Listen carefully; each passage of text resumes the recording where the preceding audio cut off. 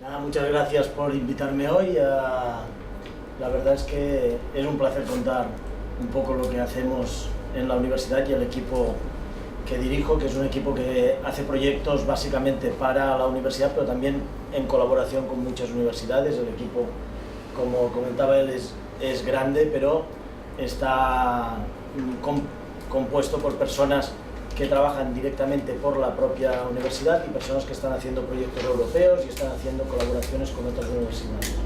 Bueno, os quería contar primero alguna parte un poco, digamos, más conceptual y luego enseñaros algunos proyectos que espero que sean interesantes.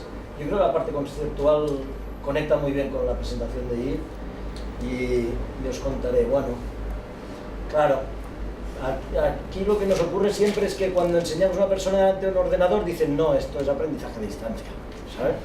No, porque está a distancia, ¿eh? El rector que teníamos nosotros hace años, el rector Ferraté, que fundó la UOC, decía: con las cosas que la gente hace por internet, ¿cómo le pueden llamar a distancia? ¿Vale? Y entonces, cuando ves una aula así, sabes, la gente sentada y el profesor contando y tal, no, esto no es a distancia, no, esto es una clase presencial y tal. Claro, tenemos básicamente en nuestras universidades aulas inmensas, ¿eh? A mí me gusta contar que a partir de la tercera fila no sabemos muy bien lo que ocurre, porque claro, la tercera fila ya, y la persona está con el móvil allí y tal, y entonces se produce aprendizaje a distancia, porque la distancia en el aprendizaje la crea el estudiante y el profesor, y es una cuestión de enganche, lo que llaman engagement, lo que sería disfrutar de aprender, porque al final, cuando nosotros decimos yo tenía un buen profesor, entonces, ¿qué recuerdo tienes del buen profesor? Que salías de la aula y habías disfrutado, que te lo pasabas bien estudiando, y entonces la distancia se crea por el aburrimiento. Saltar a la actividad, cambiar la forma en que se trabaja el aprendizaje es la clave. Bueno, nosotros a veces en la universidad nos gusta decir que es una universidad sin distancias, y es que no porque la UOC es sin distancias, sino porque Internet es sin distancias. Por tanto, en todos estos proyectos que vamos a encontrar por Internet a partir de ahora y que ya estamos encontrando son sin distancias. Y la conexión que vas a tener con el profesor o con los otros estudiantes puede ser mucho más rica que la que tienes en una aula. Porque al final con el de al lado hablas poco en una aula, pero igual estás en una aula de Internet y estás haciendo tweet con el de al lado y quedas para salir a tomar unas copas. O sea que igual la conexión va a ser más grande, ¿no? Vale. La idea es esta del aprendizaje sin distancias. Entonces, le empezamos a dar vueltas a cómo era el origen del aprendizaje, porque total, como son las aulas ahora, no es como se empezó a aprender, sino que se empezó a aprender en estos, pues bueno, busqué a ver Sócrates enseñando, y entras en Google y dices Sócrates enseñando y no te encuentras Sócrates y sus aprendices sentados y Sócrates contando, ¿sabes? Esto no es lo que hacía Sócrates. Lo que hacía él era personalización, compartir, conversar. Te encuentras fotografías como esta que dices, ¿y quién es el profesor aquí?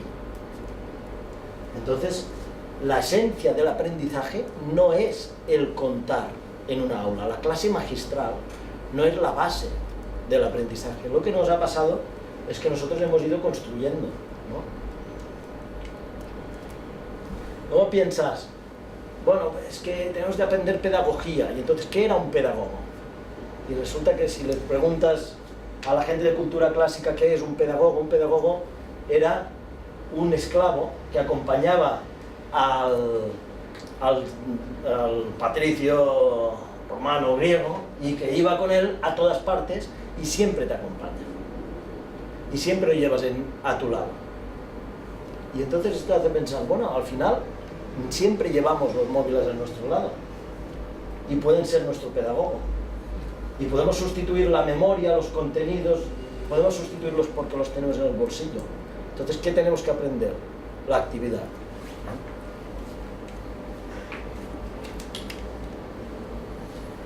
Claro, luego también tenemos algunos arquetipos, ¿no? Porque de entrada pensamos que que nosotros tenemos una etapa de la vida donde aprendemos hasta los 18 si no vamos a la universidad, si vamos a la universidad hasta los 24. Entonces ya se acabó aprender y trabajamos.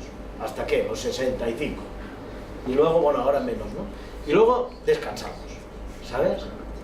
Claro, esto es un arquetipo irreal. Es que esto no es verdad. No, es que no está ocurriendo y quizá no ha ocurrido nunca, pero ahora está ocurriendo menos.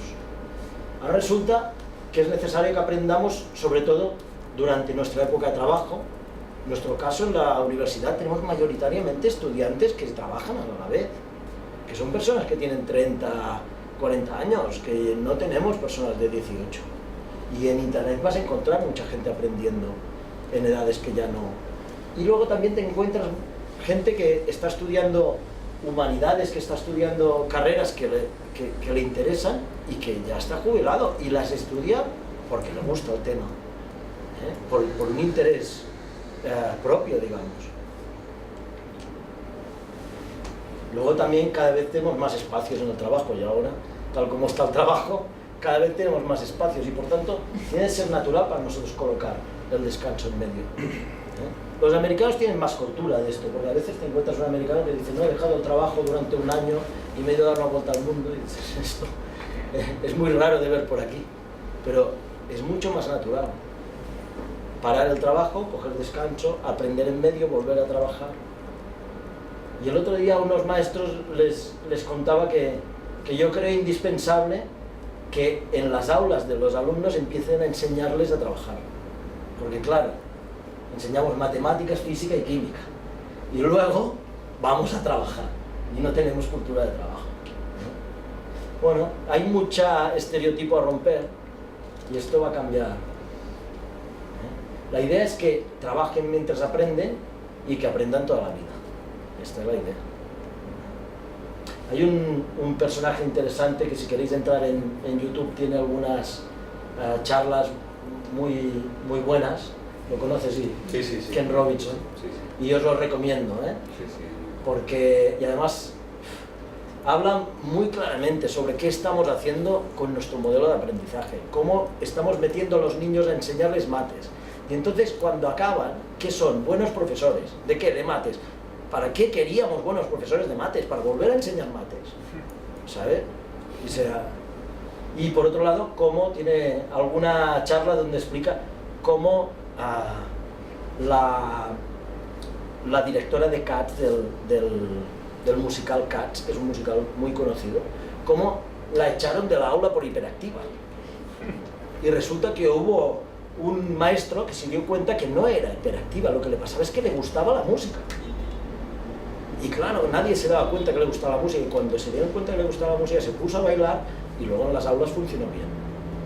O sea, que tenemos unos estereotipos sobre lo que es aprender y sobre que después no son la realidad, porque después los musicales son muy importantes, pero en el aula no. Bueno, os cuento también algunos de los proyectos que llevamos. Hemos hecho un proyecto muy interesante de escenarios móviles y nos ha salido lo que Yves contaba. El proyecto de escenarios móviles consistió en acompañar estudiantes cuando iban en tren hacia el trabajo, cuando estaban utilizando pues, tabletas, cuando estaban utilizando móviles, y analizar también para qué utilizan el móvil y qué hacen luego en casa para estudiar, cómo combinan el móvil y el ordenador para aprender. Que eran estudiantes de la UOC. De la UOC.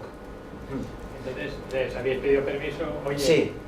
¿Cómo sacáis la asignatura entre que salís de casa y vais al trabajo? Sí, ¿no? ¿Cómo preparáis las packs y todo esto? Les pedimos permiso para pasear con ellos durante un par de días y nos juntamos a ellos. Esto es una técnica, diseño centrado en el usuario, utiliza estas técnicas que es un poco como una etnografía, como cuando iba alguien a una tribu africana y estaba viviendo unos días, pues entonces nosotros tenemos gente que acompaña a los estudiantes para ver cómo les funciona. Tipo Gran Hermano. Tipo Gran Hermano, sí. De buen rollo, pero... Y entonces, ¿qué ocurrió? ¿Vale?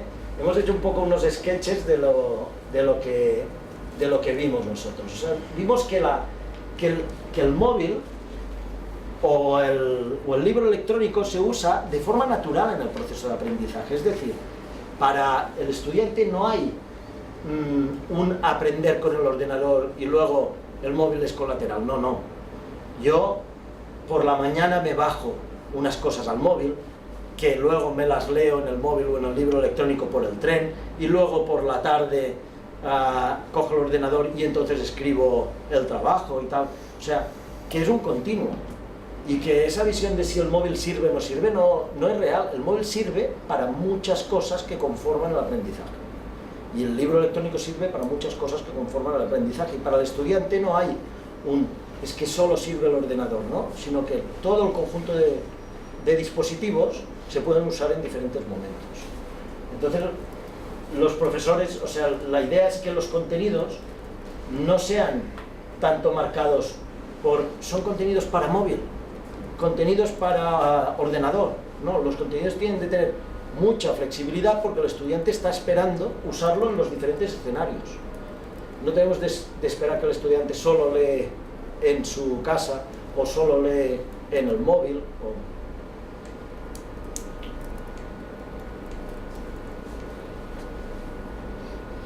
Y os comento algunos proyectos relacionados con esto, ya proyectos concretos.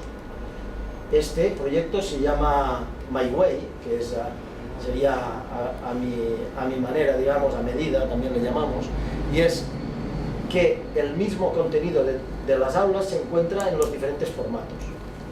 El proyecto nació de que empezamos a poner los libros accesibles para personas con discapacidad visual. Entonces lo primero que hicimos es un acuerdo con la ONCE y todos los libros de la universidad estarán accesibles en formato de voz. Hicimos un automatismo para pasar los libros a voz.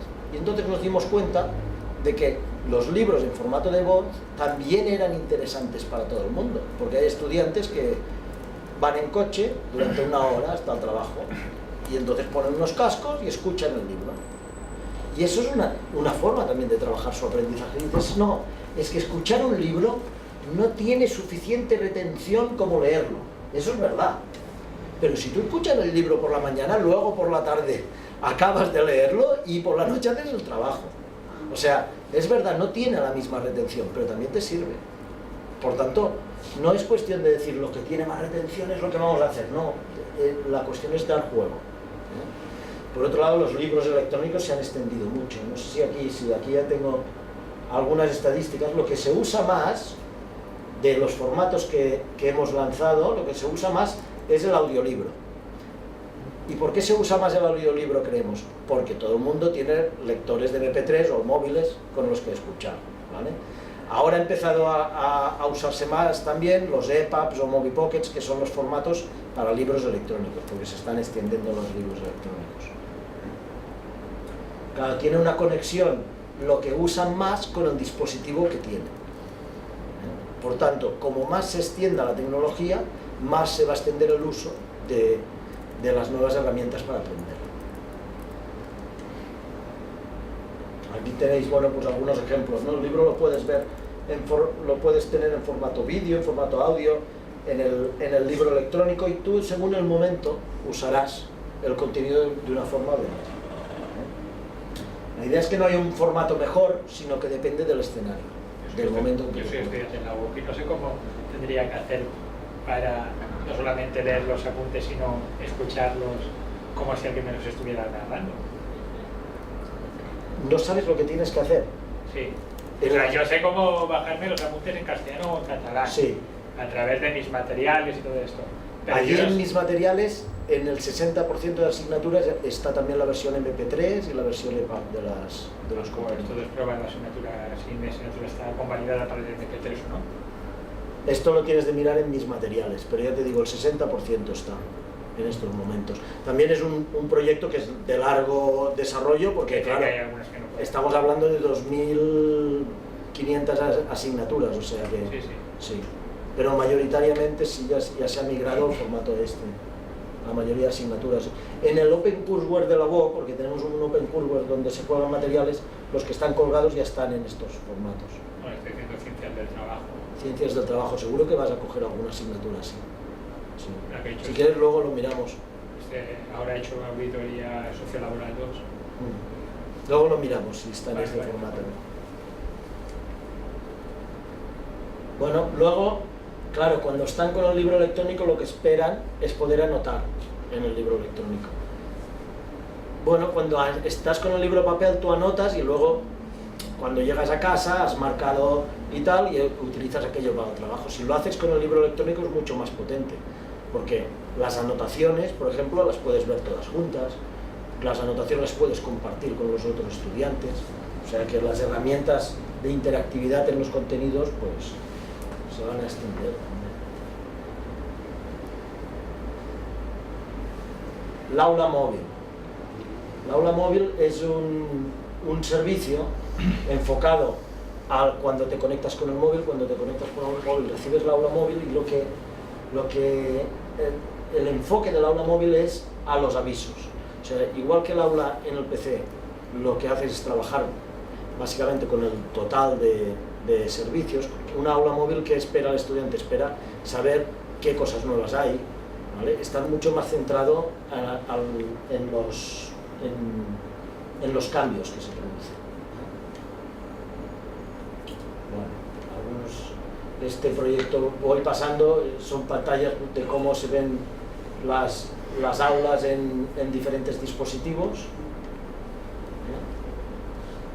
Y yo creo que otro proyecto muy interesante de contar es el tema de lenguas, porque el aprendizaje de idiomas es un gran sitio donde aplicar nuevas metodologías, porque tiene una dificultad clara, sobre todo, por ejemplo, en lo que sería pues, el aprendizaje oral, pero después en general.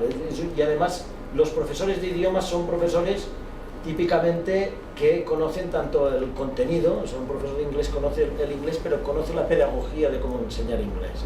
Te puedes encontrar un profesor de química que conozca mucha química, pero la pedagogía de la química no sea el suyo.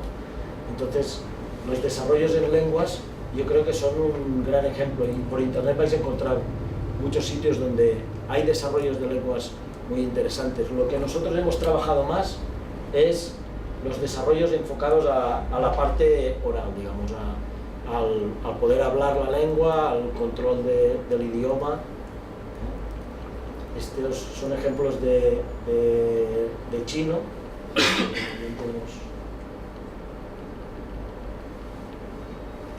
Y para acabar, este es el proyecto Campus Project. Este proyecto lo hemos hecho con diversas universidades. Iniciamos con 12 y ahora ya debe haber unas 20 universidades, y se trata de que los desarrollos de e-learning que vamos haciendo cada universidad los podemos compartir a través de un estándar tecnológico. De manera que si una universidad hace una aula móvil y otra universidad hace unas herramientas para idiomas y otra universidad hace tal, hay una solución de conectividad, esta que se llama OKI, que es una solución que tiene el MIT de Boston y que nos conecta a los desarrollos de todas las universidades.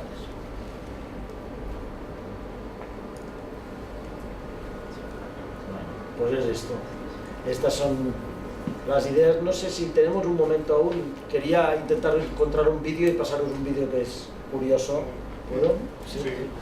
Voy a intentar encontrar el vídeo este, que es un poco...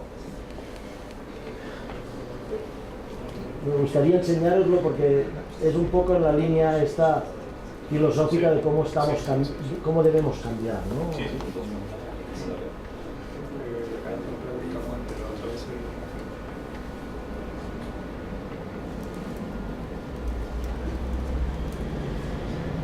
Está conectado el ordenador, ¿no?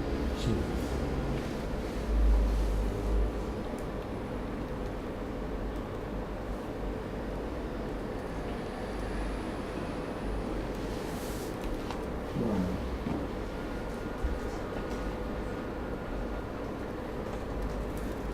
Bueno, no sé si vosotros a veces habéis visto pastores de ovejas, ¿no? Los pastores de ovejas tienen sus ovejas y ellos son los pastores de sus ovejas, ¿vale?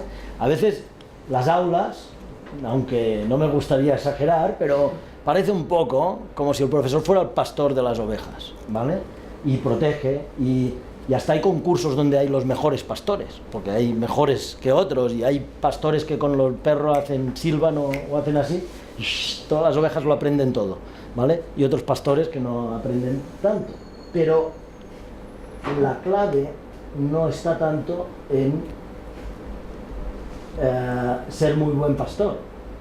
Eso, los concursos de caza de perro de caza. Sí, esto sería un concurso de perro.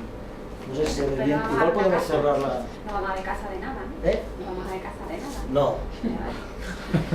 Esta gente, que son pastores de ovejas, en vez de concursar entre ellos y mirar quién es el mejor pastor de ovejas, lo que están haciendo aquí es ponerse de acuerdo para que todos los pastores y todos los perros a la vez vayan a controlar las ovejas.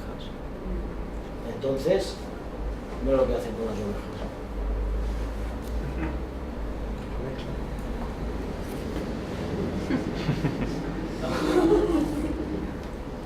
¿Vale? Claro, porque si metes, o sea, estás hablando de aulas de 30 profesores, pero ahora imagínate que la aula es de 300, pero entonces tienes 10 profesores. Igual lo que puedes hacer es distinto. Y nosotros estamos centrados, ¿sabes? Ya, entonces aquí aplican tecnología, les ponen LEDs a las ovejas. Y aplicando tecnología consiguen otras cosas. O sea que trabajando en equipo, juntando los grupos, cruzando los grupos y luego aplicando tecnología, mira lo que hacen aquí. ¿Partido? Un partido. ¿De fronto? Sí. Y van silbando los perros, no se oye pero es muy curioso el vídeo esto si lo queréis, porque se oye como silban, perro para arriba y para abajo. Yo lo he visto en Irlanda, un concurso de eso. ¿Has visto un concurso de esto? Vale.